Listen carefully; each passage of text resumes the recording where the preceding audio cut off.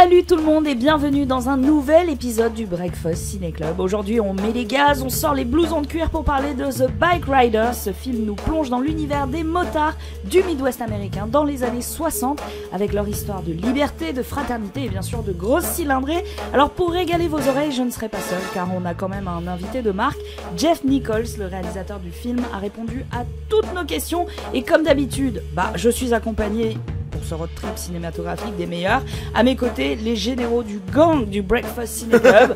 On commence par mon bras droit. S'il était une moto, ce serait une Harley Davidson Live Wire du 0 au 100 en 3,5 secondes, mais électrique. On aime la planète quand même. C'est Joe Hume, comment ça va? Bonjour, ça va très très bien, merci, et toi? Ça va très bien, et puis on continue avec mon bras gauche, cette fois-ci, avec son énergie à toute épreuve. Si c'était une moto, j'irais une petite Yamaha Niken à 3 roues, un beau look de Transformers. Terry LTAM, comment ça va?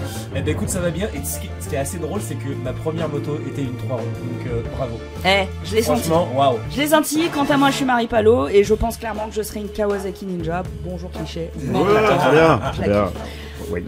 Allez, installez-vous confortablement, enfilez vos casques et préparez-vous pour une balade ciné sur les routes de l'Illinois parce qu'on a beaucoup de choses à dire, n'est-ce pas Joe? Effectivement, si il faut partir sur un premier petit avis à chaud, moi j'ai été vraiment séduit par le film dont on va parler aujourd'hui, Bike Riders, qui est avant tout pour moi, vous commencez à me connaître, vous savez que j'aime bien ça, c'est un film d'atmosphère, c'est un film qui nous immerge vraiment dans un univers assez fascinant, hyper codifié, dont on sait finalement assez peu de choses. C'est un peu l'antithèse de Sons of Anarchy, sans aucun jugement de valeur sur la série, c'est pas ça, mais c'est juste que là on est dans quelque chose de moins sensationnaliste, qui se rapproche parfois plus du documentaire qu'autre chose en fait. Et d'ailleurs le personnage du journaliste qui suit ce gang de motards, qui est interprété par Mike Fest, qu'on a vu récemment dans Challengers avec Zendaya, c'est vraiment celui auquel je me suis identifié, ce personnage là, et qui nous permet de nous raccrocher un petit peu à cette histoire. Et puis il y a tout cet univers visuel. Là t'as parlé des motos dans ton introduction, moi ça me rend dingue tout ça. Je suis pourtant pas un énorme fan de bécane, mais tout l'univers que ça charrie. Moi j'ai grandi dans la culture rock, j'ai lu des histoires sur les Hells Angels à l'époque où c'était le service d'ordre des concerts des Rolling Stones aux États-Unis, si tu veux. Donc c'est vraiment une mise en image de tout un imaginaire américain auquel on a trop peu accès, je trouve, et c'est un petit peu comme le pendant masculin brutal d'un film de Sofia Coppola, dans le regard que ça pose sur cet univers-là. Donc pour ma part, j'ai été assez conquis. Tu vois, moi c'était pas, c'est plutôt l'inverse, les motards, leur héritage américain, etc. J'y connais absolument rien, j'ai pas grandi avec, et la seule chose qui m'intéressait en premier lieu, c'était les bécanes. Ouais. C'est vraiment ça. Là, il y en a là. J'ai passé mon temps, tu vois, à les scruter là, entre les Harley, les customs de l'époque, et forcément, on finit par aller au-delà des machines, écouter les humains aussi qui les conduisent, et j'ai trouvé assez fascinant qu'on puisse quand même les comparer à leur propre moto. Tu vois, c'est brutal, c'est chaud comme les moteurs, c'est froid comme le métal, ça vrombit énormément, et même s'ils sont assis, ça leur offre une espèce de toute puissance. C'est des trônes, quoi. Mais complètement. C'est clairement des trônes. Et puis une puissance qu'ils n'ont pas forcément au quotidien. Donc j'ai un peu mieux compris la fascination candide de Danny Lyon, donc le fameux journaliste qui avait suivi le gang de motards dont on parle dans ce film. C'est l'auteur donc du photobook qui est dédié au Chicago Motorcycle Club dans les années 60-70, et il y a vu des hommes exprimer leur individualisme, leur rébellion à travers leur bécane, leur envie de rouler ensemble. Du coup, j'ai demandé à Jeff Nichols comment il avait découvert ce livre et comment l'envie d'en faire un film lui est venue. On l'écoute. Alors, du coup, la question qu'on peut se poser, c'est comment en fait tu crées un film à partir de photos, et surtout, est-ce que tu t'autorises quelques libertés? Et à ça aussi, il nous a répondu. Terry, tu as un avis sur ce film qui t'a transporté ailleurs? Qui m'a transporté parce que en fait ce film j'en parlerai un petit peu plus tard, mais il m'a renvoyé à certaines périodes assez sombres de mon passé, mais surtout quand t'étais membre d'un gang de motards, bien sûr. Exactement, je suis toujours d'ailleurs. Ça s'appelle le Breakfast Ciné Club, je sais pas si tu connais. Et en fait c'était un vrai kiff, et surtout j'attendais beaucoup de ce film parce que je voulais savoir si il serait possible pour Austin Butler de parler, parce que je sais pas pour vous, moi j'ai toujours l'impression qu'il chuchote. Il chuchote. Mais là, il parle. Il parle assez peu. Mais c'est vrai que quand il parle, il crie, il pleure, il est touchant, il est juste. Enfin, je l'ai vraiment beaucoup aimé. Et de toute façon, j'en parlerai un petit peu plus tard. Et puis il y a aussi un retour en enfance, parce que moi, tu vois, les films de motards, c'est un peu, voilà, c'est toute mon enfance. C'est des films que j'ai aimé regarder avec mon père, beaucoup plus jeune. Et en même temps, j'avais cette impression de voir ces cavaliers, ces chevaliers sur leur destrier, et retrouver ça, ça m'a vraiment fait kiffer. Et je ne m'attendais pas à ce point être transporté et touché par ce film, parce que quand je l'ai regardé, je me suis dit bon, ça va être un film de motard, ok, super. Mais non, ça va bien plus loin que ça. Et on se concentre vachement plus d'ailleurs sur la personne sur la moto que finalement sur les modèles. Et ça, c'était exactement ce que j'attendais. Donc je suis trop content. On a encore pas mal de choses à se raconter, mais on va quand même s'écouter un petit extrait du film. Tes copains vont avoir des problèmes. Merde. Qu'est-ce qui t'a pris? Rien, j'ai vu que ces mecs voulaient te tabasser, pourquoi j'aurais réfléchi? Ouais, toi et moi, hein? Breakfast. Ciné. Club. C'est marrant le toi et moi, hein. Ça en dit long. Ouais, Mon Joe, t'en as des choses à nous dire. Bah oui, parce que Bike Rider, c'est quand même un film qui nous propose beaucoup de choses à voir. En fait, même si c'est dans un univers restreint, ça m'étonne pas d'ailleurs que ce soit l'adaptation d'un livre de photos, parce que j'ai énormément pensé à la photographie pendant tout le film. On a vraiment l'impression de voir effectivement des photos qui prennent vie sous nos yeux. D'ailleurs, il y a ce grain de l'image qui rappelle justement les photos noir et blanc qui ont été prises dans les années 60. Et puis il y a aussi, ça on l'a pas encore abordé, le sujet de cette histoire d'amour complètement atypique, parfaitement incarné, on le disait, par Austin Butler, et surtout par Jodie Comer, qui livre une performance que moi j'ai trouvé assez incroyable. Je suis trop fan. Parce que d'un côté on a donc Benny, le personnage de Butler, qui doit dire 5 phrases dans tout le film, et qui est taiseux, qui écoute, qui regarde, et qui de temps en temps effectivement laisse exploser sa rage, ou quand il a besoin de parler ça sort, mais la plupart du temps il est vraiment dans une sorte de restriction comme ça, il contient tout. Et de l'autre côté il y a Cathy, qui elle est un moulin à paroles, et qui est la vraie narratrice de l'histoire en fait. C'est elle qui raconte tout ça aux journalistes, et ça s'éloigne, je trouve, du cliché de la femme de motard, un petit peu soumise, un petit peu en émoi comme ça. D'ailleurs le film ne joue pas trop, en fait, j'ai trouvé, sur les stéréotypes de la recherche de l'amour avec un bad boy, tu sais. On n'a pas l'impression que c'est ça qu'elle cherche. Elle le fuit même, hein. Elle le fuit même, et elle le désarçonne. Enfin, tu vois, elle déconstruit un peu cette image-là. Donc j'ai trouvé que ce personnage était hyper intéressant. Et c'est ce que je disais, ça m'a fait penser, elle m'a fait penser à un personnage de Sofia Coppola, dans le sens où ça permet à travers elle d'aborder ce sujet de manière assez surprenante, avec une vraie humanité, et ça rend le tout très attachant, très crédible, parce qu'elle est hyper attachante, cette femme. On a envie d'être pote avec elle. Moi, je comprends les scènes où effectivement le journaliste, t'as presque l'impression qu'il est en train de tomber amoureux d'elle, parce que totalement, ouais. Parce qu'elle a ce côté, tu sais, un peu naïf, et en même temps très sûr de ce qu'elle veut, de ce qu'elle veut pas. Elle m'a vraiment, j'ai trouvé que c'était un des gros points forts du film. En regardant Bike Riders, j'avais l'impression d'assister effectivement à un photoreportage qui prenait vie sous mes yeux, et on sent qu'il y a une attention toute particulière qui a été apportée à la reconstitution, qui est très authentique. Et je pense que avec un film pareil, sans authenticité, de toute façon, ça peut pas marcher. Mais justement, j'ai demandé à Jeff Nichols d'aborder ce thème de l'authenticité, et il est revenu sur les thèmes plus globalement qu'il explore, comme l'isolement, la marginalité, l'identité, des sujets récurrents, hein, qu'on retrouve qui font déjà partie de sa filmo, en fait, dans Mud, dans Loving, etc. Et selon lui, en fait, ça reflète l'Amérique. On l'écoute. Mais du coup, Joe, toi, tu disais génération rock. Oh bah là, si vous aimez le rock and roll, vous allez déguster, parce que la BO, déjà, on entendait là au début, avant le générique, on entendait les Rolling Stones, Heartbreaker. Bon, c'est un délice, hein. Il y a du Muddy Waters, il y a du Van Morrison, il y a du Cream, il y a les Shangri-Las, qui était un groupe un girls band en fait, des années 60 américains. Leur plus gros succès, c'était Leader of the Pack, qui parlait de l'amour de la chanteuse pour le leader d'un gang de motards. Enfin, c'est vraiment, et en même temps, on est dans le thème, et en même temps, c'est vraiment des choix pointus. Il y a des choix de chansons très pointus qui sont en symbiose avec les images. La musique participe beaucoup à justement cette authenticité du film. On n'est pas dans une BO best-of, tu sais, comme il peut y avoir sur des films où t'as l'impression que vraiment les chansons sont casées là pour vraiment de manière un peu gratuite. Là, ça sert le récit à chaque fois. Et puis un autre truc qui m'a beaucoup plu dans Bike Riders, c'est que c'est un film avec des gueules.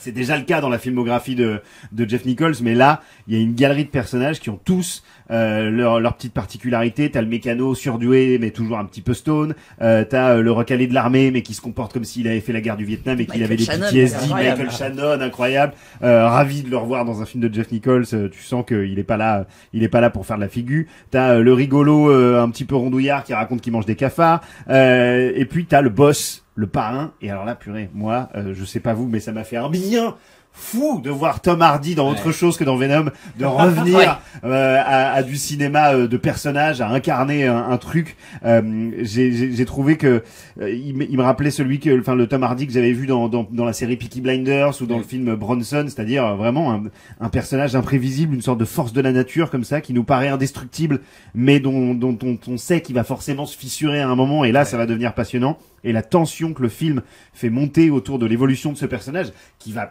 petit à petit vraiment sombrer dans une sorte de folie, de parano, c'est un truc assez monstrueux.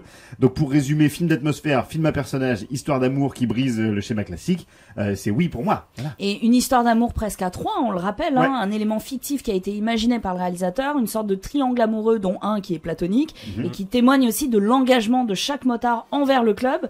Moi, ce qui m'a interpellée, et revenons à elle parce qu'elle est incroyable, c'est Jodie Comer qui incarne voilà le personnage de Cathy. Elle est hyper centrale. Elle raconte tout avec la toutes les 3 secondes. Merde, j'avais envie de me poser devant elle avec un caf.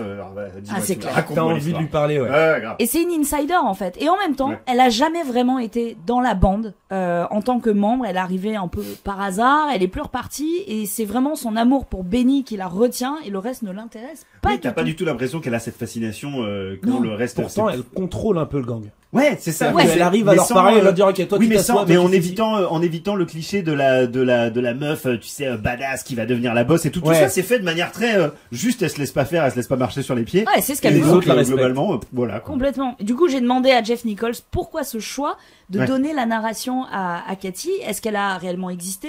Enfin, il nous en a parlé. On l'écoute. J'ai trouvé ça du coup franchement génial aussi de me tromper visuellement sur les âges présumés des acteurs vu que Butler a l'air... j'ai repensé, tu sais quoi, tu m'avais dit elle a 10 ans de plus que lui et tout, pas du tout, elle est plus jeune que lui en fait. Elle est plus jeune que lui. Oui. Non mais c'est lui qui a l'air d'avoir 22 ans, il en a 10 de plus quoi. Et Jodie Comer qui a une allure hyper élégante, elle a quelque chose, tu vois, elle a vraiment, elle a une gueule quoi, et en même temps elle est hyper mignonne, hyper fine. C'est pas une beauté. Elle est pas commune quoi. Non, c'est vraiment pas une beauté commune effectivement. C'est parce qu'elle a un charme aussi qui participe justement. Elle est complètement charmante. Moi je l'avais vue dans l'excellentissime série Killing Eve où son accent britannique disparaît au profit de l'italien, de l'allemand ou encore du russe. Du coup la retrouver avec son accent du Midwest, ça m'a pas trop étonné. Elle est hyper douée justement pour changer comme ça de peau. Et j'ai demandé du coup à Jeff Nichols comment elle s'est préparée pour ce rôle. On l'écoute. Terry, toi du coup, t'en as pensé quoi de tout ça? Je me suis posé une question. Je me suis demandé pourquoi les motos déchaînent encore les passions. Tu vois, c'est les motos et tout ce qui va avec. Hein. Donc les motards et leurs gangs, les blousons noirs, les loupards des routes, avec ou sans casque, avec ou sans cigarette, avec ou sans bagarre. C'est Marlon Brando a participé grandement donc à la popularisation du genre. Encore aujourd'hui, ces pirates du bitume font couler beaucoup d'encre, cramer de la pellicule, et régulièrement on les retrouve au grand ou au petit écran. Même dans la musique, par exemple, les motos elles sont encore vachement présentes. Est-ce que vous vous rappelez du titre Bécane de Yamé? Et justement, en fait, le véhicule est encore symbole. Il nous a fait un petit tour de chant là. J'adore. Parce que en plus je te fais ça avec avec sa voix pétée. Bravo mais pour du la coup, voilà, le véhicule est encore synonyme de libération, de liberté. Et aujourd'hui, moi-même, je suis un adepte du deux roues, parce que justement, j'ai vu tous ces films plus jeunes. Et bon, alors moi, j'ai un 50 cm3 électrique. Voilà. Ouais, c'est un peu moins bon. Et le frileux que je suis ne monte jamais sur son destrier sans sa doudoune. Et contrairement, moi je suis assez loin de la Californie, je suis plutôt donc sur les routes de Saint-Denis et les campagnes des Yvelines. Ouais. Mais bon, vous avez compris l'idée, hein. Voilà, on cherche tous un petit peu cet esprit de liberté que cherche tant aussi le personnage interprété par Austin Butler. D'ailleurs, en parlant de lui, comme je disais tout à l'heure, il est bon, il est vraiment très très bon. Je l'ai vraiment beaucoup aimé. J'ai toujours eu un petit peu de mal. Je trouve qu'il était toujours trop beau. Je pense que je suis jaloux. Oui, il est trop beau. Trop beau, mais tu là, vois, il faut lui casser la gueule un peu. Là, il se fait casser. Un petit peu. C'est vrai que c'est cool de voir l'image un peu écornée dans ce. Ah, complètement. Ça lui va bien. Même s'il y a un passage quand même, il prend cher. Il prend cher. Il y a un passage qui dit, Ah, grincer des Pas dents. obligé d'aller si loin que ça. Mais voilà, en tout cas, pour des raisons personnelles, ce film m'a renvoyé voilà, des périodes sombres, mais c'est ça le cinéma, tu vois. Ouais. Ça te permet de transformer les difficultés, les épreuves en quelque chose de beau. Et je suis certain que celles et ceux qui ont un trauma vis-à-vis de ces engins à deux roues pourront se faire la même réflexion que moi. Est-il préférable de mourir libre ou vivre dans une cage? Je pense que c'est un petit peu la question qu'on se pose à la fin. Vraiment, à la clairement. toute fin. Et voilà, je suis un petit peu fébrile en lisant ces mots, déjà parce qu'il est encore une fois beaucoup trop tôt. Je parle du nez parce que j'ai encore chopé la crève en plein mois de juin, donc voilà, tout va bien. Mais si je parle un petit peu de la gorge nouée, c'est parce que j'étais dans cet état tout le long du film, pris entre la beauté de la cinématographie et la dureté de leur réalité, pris entre la nostalgie d'une époque que j'aurais voulu vivre et la réalisation que la mort et la violence se cachaient vraiment à chaque coin de rue. Ouais. Et j'ai aussi beaucoup aimé le fait que ce film soit finalement un reportage romancé, et un reportage d'une époque plus qu'un long métrage classique où on va donc suivre des personnages et leur évolution. Chaque membre de ce petit groupe de potes qui finira par devenir un gang a sa particularité. Il a cette envie presque primitive de faire partie d'une famille, d'échapper à une réalité qui ne pourrait plaire à personne. Ouais, parce que leur famille, en fait, n'en veut pas. Hein. Ils en veulent pas. Mais Ils eux-mêmes ne rejettent. veulent pas de leur famille. Mais oui. Et leur famille ne veulent pas. Ils se de refont leur- une famille entre eux, quoi. C'est ça, et j'ai trouvé ça absolument fou parce que en fait finalement c'est l'histoire d'une génération qui est livrée à elle-même. Donc alors finalement c'est pas juste un film de bécane parce que voilà on a quelques modèles qui sont cités mais on parle pas vraiment technique, on parle pas de moteur, on parle finalement de solidarité, de liberté, de pouvoir, de violence, d'amour et en fait on parle voilà de l'humain sur la bécane. Donc allez voir ce film. Vraiment, allez le voir et même si j'ai souvent tendance à dire allez le voir en famille, entre potes ou quoi que ce soit, là je pense que c'est juste un truc qu'il faut aller voir à deux. Allez le voir à deux, regardez-le avec un pote, date, peu importe, mais allez le voir à deux et puis après à la fin, pour en parler, n'allez pas boire un verre ou au resto. Moi je conseillerais plutôt de prendre vos bécanes. Voilà, allez Ou faire un tour. Vélib. Ou un vélo, un trotte, Vélib, hein, voilà. comme vous le sentez. Allez faire un tour, allez prendre un petit peu de vent dans les cheveux, ça fera du bien et je pense que ça fera vraiment le taf pour pouvoir en discuter de ce film. On va s'écouter un petit extrait et ma propre recommandation c'est de l'écouter quand même en version originale. Même si je Ouais. milite fort pour la VF, l'accent du Midwest de Ouais, là, Jodie oui, Foster. là, pour que l'immersion soit totale, Ouais. complète, c'est bien de le voir en VO. Ouais. On Totalement. s'écoute un extrait. Le club, il est en train de changer. Trafic de drogue, jeu d'argent. C'est ça le club maintenant. Tu l'auras jamais, il est à moi. S'il continue à faire de la moto, il va mourir d'une manière ou d'une autre.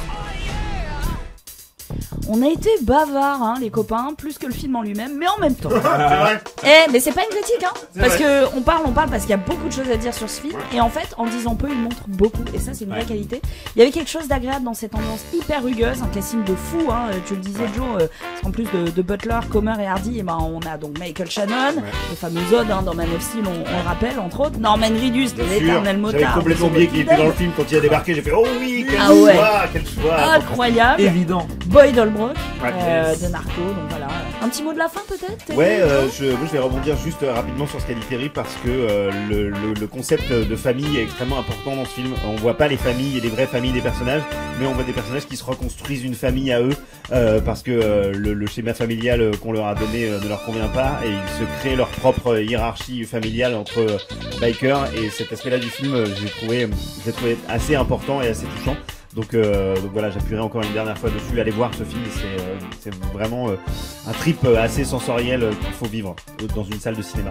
Dans une salle de cinéma, t'as totalement raison. Et puis surtout dans une période comme aujourd'hui, on a dit au revoir à l'un des plus beaux cinémas parisiens. Je pense que c'est important Clairement, d'aller ouais. dans les salles et d'aller apprécier ce genre de films qui sont pas forcément là pour nous apporter du sensationnel, mais du vrai. Ouais. Et il en faut. Complètement. Et sachez qu'en plus, Jeff Nichols avait dispensé une masterclass dans un cinéma, le Max Linder Panorama à Ouais. Paris. Donc il se passe des choses dans les salles de ciné. Bien sûr, Et il faut être un petit renseignez-vous. peu curieux, renseignez-vous. Allez-y. On revient très vite pour un prochain épisode. Je peux déjà vous dire que c'est une invitation en famille. Voilà, Yes. ce sera Oui. Du grand retour des Minions. totalement C'est différent ça. en termes d'ambiance. Complètement. Mais hâte Et d'en on va se parler avec régaler. le mec. Très très bien avec du guest en plus. Avec du guest. Merci de nous avoir écoutés et à bientôt dans le Breakfast Ciné Club. Ciao. Ciao.